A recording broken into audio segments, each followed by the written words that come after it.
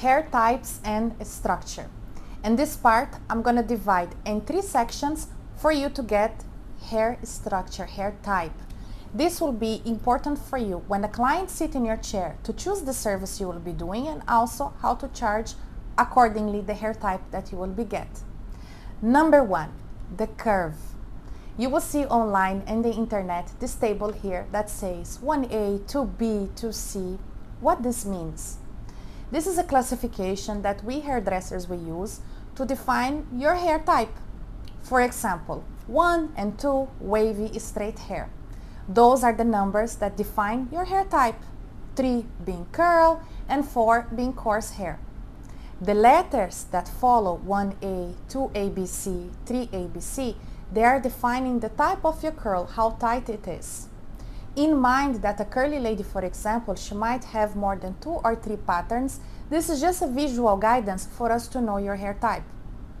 In this section, when I talk to you about the curve of the hair, you need to consider if this hair was over-processed as well, because we will go to the second point, number 2, porosity.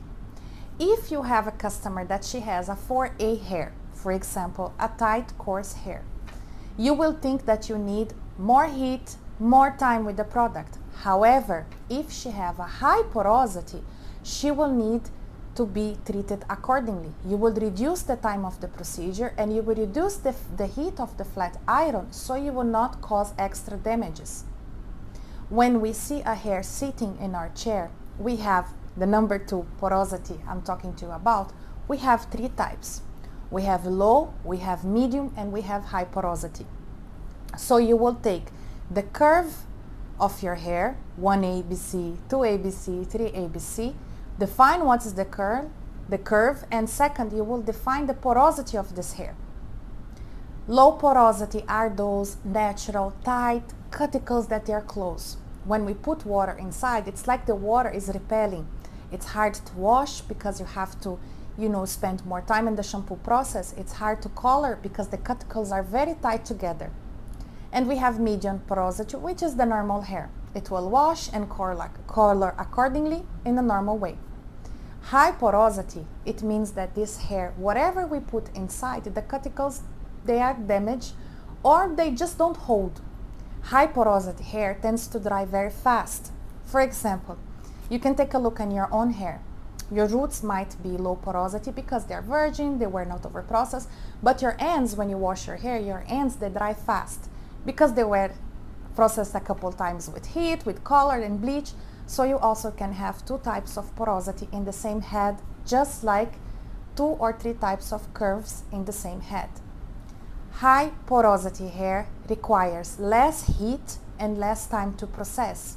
And also the product should be a little bit lighter for those hair. And in the third part, we need to consider the thickness of this hair. If you have a thin, a thick, or a medium hair to work with. If you have a thick hair, you know that she has a lots of hair and you will take more time to process this hair. If she have a thin hair, the service will go faster.